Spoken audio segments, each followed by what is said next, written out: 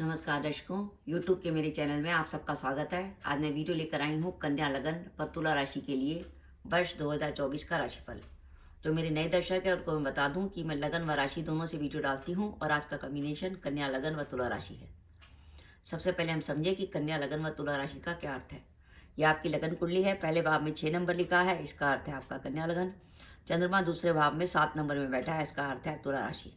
यानी आपका कॉम्बिनेशन अगर कन्या लगन व तुला राशि का बनता है तो आप वीडियो देखकर लाभ उठा सकते हैं। सबसे पहले हम 4 बड़े ग्रहों का गोचर देखें। कन्या लगन के ऊपर केतु का गोचर चल रहा है। शनि महाराज छठे भाव में है, राहु सप्तम में है। वर्ष के आरंभ में देवगुरु बृहस्पति अष्टम में होंगे और मई 2024 से भाग्य भाव में आ जाएंगे। तुला राशि में बात करें तो शनि महाराज पंचम भाव में चल रहे हैं, राहु छठे हैं। सप्तम भाव में वर्ष के आरंभ में देवगुरु बृहस्पति होंगे और मई 2024 के बाद अष्टम में आ जाएंगे और केतु द्वादश में है। ये ग्रहों की स्थिति है। सबसे इंपॉर्टेंट बात कि अगर आपका कन्या लगन व तुला राशि का कॉम्बिनेशन है और वर्ष 2024 में आपकी कुंडली में गुरु की महादशा या गुरु की अंतर्दशा चल रही है तो आपको विशेष सावधानी रखनी होगी। कुछ ऐसी घटनाएं घट सकती हैं जो आपके लिए नेगेटिव हो। रीजन क्या है कि वर्ष का जब आरंभ होगा तो देवगुरु बृहस्पति आपके अष्टम में होंगे और मई 2024 के बाद वर्ष के आरंभ में तो देवगुरु बृहस्पति कन्या लगन से अष्टम में होंगे और मई 2024 के बाद तुला राशि से देवगुरु बृहस्पति अष्टम में होंगे। इसलिए आपको गुरु की नेगेटिविटी को कम करने के लिए गुरु का कोई ना कोई उपाय करना पड़ेगा जिससे आपको अनिष्ट फल ना मिले। इस उपाय का विचार हम आगे चल के वीडियो में करेंगे। तो सबसे पहले हम देख लेते हैं कि अगर हमारा कन्या लगन व तुला राशि है तो वर्ष 2024 का हमारे लिए शुभ समय क्या है। शुभ समय आपके पास पूरे साल है, जनवरी से अप्रैल और मई से दिसंबर। यानी कैरियर से जुड़ा आपको कोई भी महत्वपूर्ण निर्णय लेना है तो आप 1 जनवरी से 30 अप्रैल और मई से लेकर दिसंबर में ले सकते हैं। ये वर्ष ऐसा है कि आपको कैरियर में नए अवसर मिल सकते हैं। लंबे समय से आप जॉब बदलना चाहते थे तो जॉब बदल सकते हैं। वर्तमान जॉब में आपकी प्रमोशन भी हो सकती है और साथ ही साथ आपकी विदेश यात्रा की संभावना भी बनती है। अगर आप कन्या लगन व तुला राशि के जातक हैं और व्यापारी वर्ग से हैं तो ये वर्ष में निवेश करने का बहुत अच्छा समय है। इसके अलावा अगर आपकी कुंडली में मंगल की, गुरु की या शुक्र की दशा अंतर्दशा चल रही है तो इस वर्ष आप प्रॉपर्टी में निवेश करके लाभ उठा सकते हैं, क्योंकि लगन और राशि दोनों से गुरु अष्टम में गोचर कर रहे हैं जो प्रॉपर्टी खरीदने का बहुत अच्छा योग बना रहे हैं। इस वर्ष घर में मांगलिक कार्य भी होंगे। तुला राशि से गुरु सप्तम में है जो विवाह होने का संकेत दे रहे हैं और आगे चलकर कन्या लगन से गुरु पंचम भाव को प्रभावित करेंगे, जिसके कारण जो दंपति संतान प्लान करना चाहते हैं वो संतान प्लान कर सकते हैं। और विद्यार्थियों को इससे बढ़िया समय नहीं मिलेगा जब उनका पंचम भाव एक्टिवेट हो रहा है देवगुरु बृहस्पति की दृष्टि से, तो उनको पढ़ाई में अपना पूरा मन लगाना चाहिए, विशेषकर वो विद्यार्थी जो प्रतियोगिता परीक्षा की तैयारी कर रहे हैं। यानी पूरे वर्ष आपके पास ऑप्शन आएगा काम करने का। अब बात करें हम गुरु की महादशा की। कन्या लगन से गुरु सप्तमेश होकर अष्टम में गए हैं। सप्तम भाव होता है हमारे दाम्पत्य जीवन का और पार्टनरशिप का भी। अगर हम व्यापारी वर्ग से हैं तो सप्तम भाव का स्वामी सप्तमेश अगर अष्टम में गया है तो दाम्पत्य जीवन में प्रॉब्लम का संकेत। दूसरा, सप्तम भाव दशम से दशम का होता है तो कार्य में कुछ प्रॉब्लम का संकेत कि कार्यस्थल पर विवाद वगैरह हो सकता है। और तुला राशि से बात करें तो गुरु अष्टम में गया है षष्टेश होकर, जो स्वास्थ्य में खराबी, किसी प्रकार की परेशानी दिखा रहा है। तो आपको गुरु का कुछ ना कुछ उपाय करना है। गुरु का सबसे बढ़िया उपाय तो यह है कि आप हर गुरुवार को पीले रंग की वस्तु का दान कर सकते हैं। उसमें पीली चने की दाल हो सकती है, पीला कपड़ा हो सकता है, केसर का दान कर सकते हैं।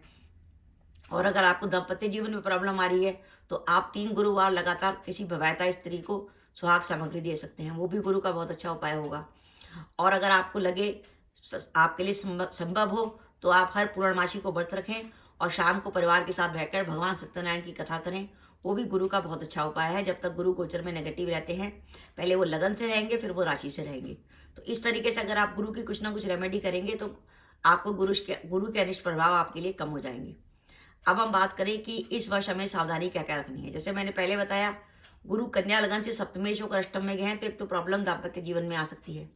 अगर दाम्पत्य जीवन में ज्यादा प्रॉब्लम आ रही है तो आप गुरु की तो रेमेडी करेंगे ही, इसके अलावा आप उपाय के तौर पर रोज पूजा के समय सिद्ध कुंजिका स्त्रोत का पाठ कर सकते हैं, वो बहुत अच्छा है उपाय है। इसके अलावा आप दाम्पत्य जीवन के लिए हर शनिवार को चमेली के तेल का दीपक जलाकर सुंदरकांड का पाठ कर सकते हैं, वो भी दाम्पत्य जीवन में सौहार्द को बढ़ाता है। और इस वर्ष ध्यान रखिएगा क्योंकि अष्टम का गुरु जो है वो पुलिस केस और कोर्ट केस के लिए नेगेटिव माना गया है, क्योंकि उसका संबंध आपके द्वादश से बनता है। और तुला राशि से केतु द्वादश में चल रहे हैं। इसलिए अगर आपका इस वर्ष कोई कोर्ट केस आता है तो आपको विशेष सावधानी रखनी पड़ेगी, और उस समय तो सावधानी और अधिक रखनी पड़ेगी जब आपकी अगर कुंडली में गुरु की महादशा या गुरु की अंतर्दशा चल रही हो। स्वास्थ्य का ध्यान रखिएगा। अष्टम का गुरु हेल्थ की बीमारी देता है। गुरु को लीवर का कारक माना गया है, गाल ब्लैडर का कारक माना गया है, आपको डायबिटीज का कारक माना गया है। तो पेट से जुड़ी प्रॉब्लम, खाने का रूटीन, ऐसा खाना मत खाइए जो फ्रिज में रखा हो। हेल्थ का ध्यान रखिएगा। गुरु जो है लंबे समय की बीमारी देता है, विशेषकर अगर उसका संबंध कुंडली में शनि के साथ बन रहा हो तो हेल्थ का ध्यान रखिएगा। इसके अलावा क्योंकि सप्तम भाव से पार्टनरशिप का विचार किया जाता है, अगर आप व्यापारी वर्ग से हैं तो इस वर्ष आपकी पार्टनर से विवाद होने की संभावना भी बनती है।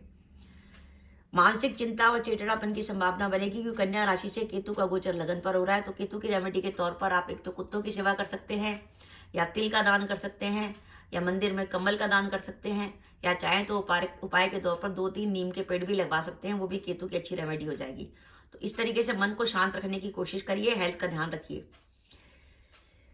अष्टम का गुरु कार्यस्थल पर कई बार विवाद की स्थिति बनाता है और कई बार अपमान की संभावना भी बनती है। अगर आपको ऐसा लगे कि कार्यस्थल पर आपको काम करने में कोई परेशानी आ रही हो, चाहे आप सरकारी नौकरी में या प्राइवेट नौकरी में हैं, तो अष्टम के गुरु के इस नेगेटिविटी को दूर करने के लिए आप ऑफिस जाने से पहले कच्चे घानी के सरसों के तेल का दीपक बजरंगबली के सामने जलाएंगे। हनुमान जी के सामने कच्चे घानी के सरसों का तेल का दीपक जलाएं और उसमें 2 साबुत लौंग डाल दें।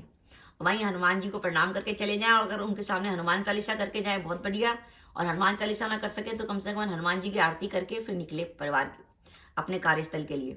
तो आप देखेंगे कि कार्यस्थल पर आपका अपमान होने की संभावना कम हो जाएगी और कार्यस्थल पर वाद विवाद की संभावना भी कम होगी। कोशिश करिएगा मई से लेकर 8 अक्टूबर के बीच में व्यापार में कोई बड़ी जोखिम लेने से बचिएगा। उस समय किसी प्रकार की धन आने की संभावना बनती है मई से लेकर 8 अक्टूबर के बीच में। तो मेरा यह मानना है, अगर आप कन्या, लगन व तुला राशि के जातक हैं तो वर्ष 2024 आपके लिए 56% तक बढ़िया जाने वाला है। और बाई चांस आपकी कुंडली में दशाएं बहुत अच्छी हुई, जैसे बुध की, शुक्र की या शनि की दशा अंतर्दशा चल रही होगी, तो ये परसेंटेज 56 से 60 भी जा सकती है। तो दर्शकों, ये मेरा वीडियो था कि कन्या, लगन व तुला राशि के लिए वर्ष 2024 कैसा रहेगा। ध्यान रखिएगा, अगर आपकी कुंडली में वर्ष 2024 में गुरु की महादशा या गुरु की अंतर्दशा चल रही है तो आपको विशेष सावधानी रखनी पड़ेगी और गुरु का कुछ ना कुछ उपाय जरूर करना पड़ेगा। तो दर्शकों, ये मेरा वीडियो था, आपको कैसा लगा प्लीज कमेंट बॉक्स में कमेंट करके बताइएगा। इसके साथ ही अगर आप मेरे चैनल पर पहली बार आए हैं और आपने मेरे चैनल को अभी तक सब्सक्राइब नहीं किया तो कृपया मेरा चैनल सब्सक्राइब कर दें, साथ ही बेल आइकन को भी दबा दें, जिससे जब भी मैं अपनी वीडियो अपलोड करूं उसकी नोटिफिकेशन आपको मिल जाए और आप मेरा वीडियो देख सके।